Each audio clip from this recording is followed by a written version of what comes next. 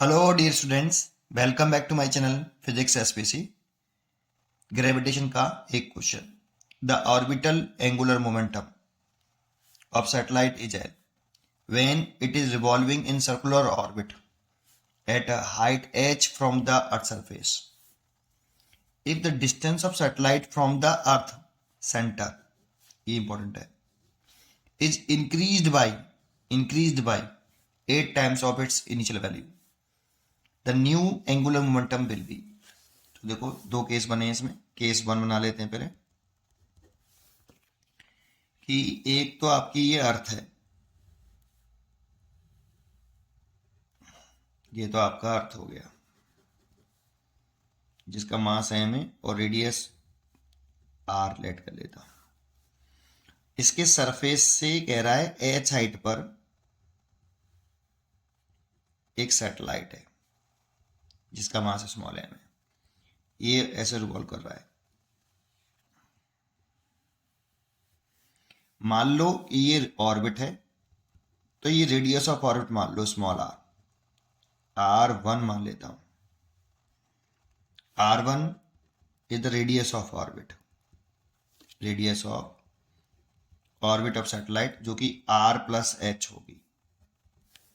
Centre से है ये, अर्थ के सेंटर से, और ये इसकी ऑर्बिटल स्पीड है v1 कंसीडर कर लेता हूं. तो सबसे पहले हमें इस orbital speed of the satellite का फॉर्मूला याद होना चाहिए कि जो v1 है वो रूट के अंदर g capital M over r1 होता है. Orbital speed of satellite is independent of mass of satellite, depends on mass of earth and radius of orbit, and radius of orbit r plus H. ठीक है, ये इतना हो गया. Angular momentum लिखना है सैटेलाइट का. तो देखो ये रेडियस ऑफ ऑर्बिट हो गई, ये पूरा, इसे आर वेक्टर कहते हैं. इस ट्रेशन में होता है हमेशा आर वेक्टर की जो हेड होता है वो सैटेलाइट पर और टेल अर्थ की सेंटर पर. इसको एक्सटेंड करें ऐसे तो इनके बीच में जो एंगल है वो 90 डिग्री है. तो एंगुलर मोमेंटम का जो फॉर्मूला होता है L1 मान लेता हूं, वैसे वो L दे रखा है.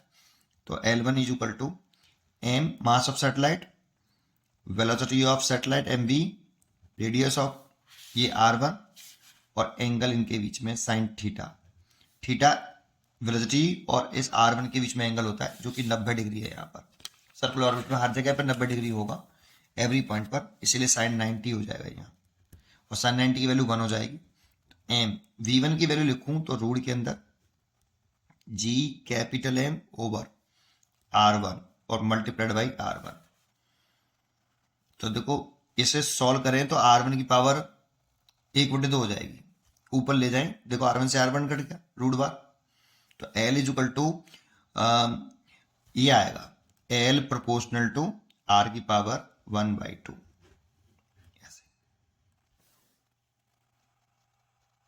ठीक है, पर ऐसे लिख लेते हैं, इसको हम ऐसे लिख लेते हैं. ठीक है, काट नहीं रहे किसी को भी. L1 L दे रखा है. This is the first equation. यहां r1 r प्लस एच है. अब सेकंड केस क्या कह रहा है हमसे, if the distance of satellite from the earth center is increased by 8 times of the initial value. तो देखो अर्थ के सेंटर से इस सैटेलाइट की डिस्टेंस r1 मानिए, that means r plus H है ना. तो सेकंड केस कह रहा है कि ये अर्थ है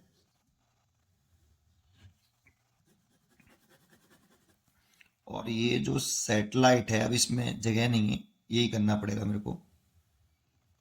ये अर्थ का सेंटर हो गया, ये r2 जो कर दिया ना इसने सेंटर से, ये डिस्टेंस जो r2 है सैटेलाइट की, इसको बदल दिया उसने. तो r1 तो था ही पहले, इंक्रीज बाय बोला ना बेटा, तो r1 तो पहले से था, कितना टाइम्स इंक्रीज किया है, 8 टाइम्स इंक्रीज किया है. 8r1, 8 टाइम्स मत कर देना, केवल 8r1.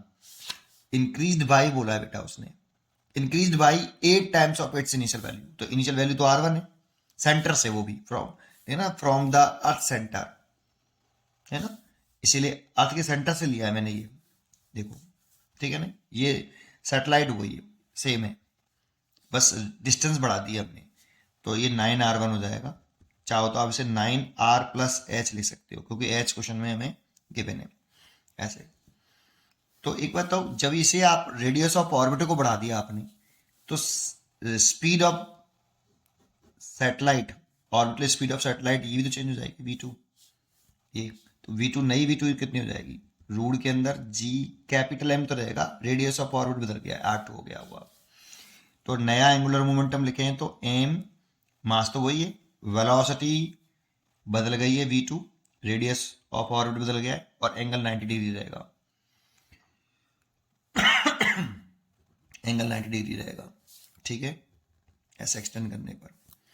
तो m v2 की वैल्यू लिखे तो रूट के अंदर g capital M over r2 multiplied by r2। ये अब r2 की वैल्यू या तो ये रखो, जैसे यहाँ पे r1 की वैल्यू r प्लस एच रख लेते हैं क्योंकि h का टर्म में दे रखा है, लेकिन आप ये भी कर सकते हो, तो m रूट के अंदर g कैपिटल M, r2 की वैल्यू 9r1 और r2 की वैल्यू 9r1। तो आप यहाँ से रूट 9 का आ जाएगा, देखो 9 ये लिख लिया, ये वाला 9, और रूट 9 को लिख सकते हैं 3, और बाकी का सेम लिख लें, g capital M over r1 multiplied by r1। ये देखो ये एंगुलर मोमेंटम है इनिशियल, ये देखो ये रहा L, तो इसे लिख सकते हैं 3L, ये नया एंगुलर मोमेंटम हो गया। यहाँ मिस्टेक जो कर सकते हो आप, वो केवल एक ही कर सकते हो, वो मिस्टेक क्या कर सकते हो कि आप वेलोसिटी को स्पीड ऑफ, ये ऑर्बिटल स्पीड ऑफ सैटेलाइट जो है, इसको कांस्टेंट कंसीडर कर सकते हो, और फिर केवल r1 की जगह पे 9, r2 की जगह पे 9r लिख के नहीं, और 9 टाइम्स कर सकते हो, चॉइस हो जाएगी 9 दे रखी होगी, जरूर दे रखी है, देख रहा है, ये गलती कर सकते हो आप। तो यहाँ पे ये ध्यान रखना बेटा, या ये वाला रिलेशन जिसको याद हो ना, उसके लिए तो और आसान है, क्योंकि बाकी के सारे टर्म कांस्टेंट है। यहाँ पे पहले ये r1 था और अब ये 9r1 हो गया है, तो रूट में इसलिए 3 हो जाएगा, इसलिए 3l। ये डायरेक्टली रिलेशन से बहुत आसान हो जाएगा। पढ़ते रहिए और खुश रहिए। इसका जो चॉइस हो गई वो डी चॉइस इज करेक्ट, ठीक है, पढ़ते रहिए और खुश रहिए। Thank you.